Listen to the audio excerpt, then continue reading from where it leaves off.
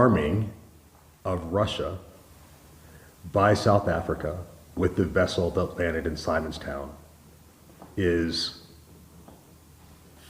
fundamentally unacceptable. We are confident that weapons were loaded onto that vessel, and I would bet my life on the accuracy of that assertion. Given that, the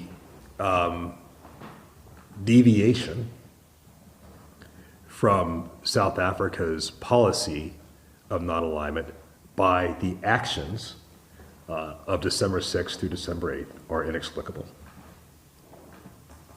So, Stephen, not only has the U.S., Washington, taken exception to this behavior by the South African government, they've also taken aim at the governing party, the African National Congress, holding up literally the ANC's 55th National Conference documents, quoting paragraphs 19 to 24 under the section Building a Better World. And just to briefly go through what that document says, it basically talks about, the ongoing war in Ukraine having far-reaching geopolitical and economic consequences, which we already know, and it can no longer be described as a Russia-Ukraine war. It's primarily a conflict between the U.S. and U.S.-led NATO and Russia in pursuit of the objectives of the so-called Wolfowitz doctrine. And according to this doctrine, then the U.S.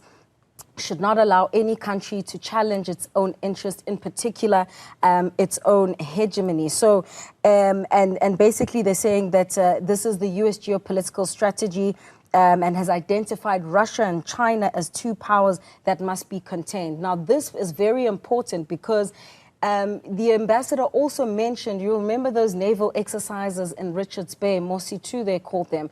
It was Russia and China that were conducting those those naval exercises, I should say, and emphasizing the fact that the timing, you'll remember that it took place around the 24th of February, which was the one-year anniversary since Russia invaded Ukraine. So, the ambassador outlining all these issues, saying South Africa cannot simply say that it's non-aligned, judging by its actions, and saying that the African National Conference, Congress, in its own wording, is seemingly taking a hostile approach towards the U.S., and they want to understand why. Let's listen to what he had to say earlier about that.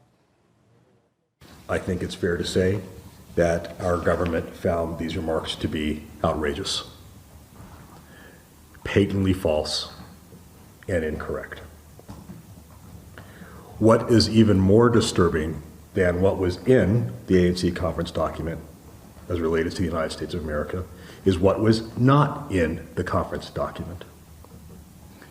In this report, which is roughly 3 centimeters thick, there are all manner of issues that are addressed, both with regard to internal South African politics and international affairs. There is nothing in this document about the value that the ANC places on AGOA. There's nothing in this document about their view of PEPFAR. There's nothing in this document about how the ANC views and appreciates American investment in South Africa.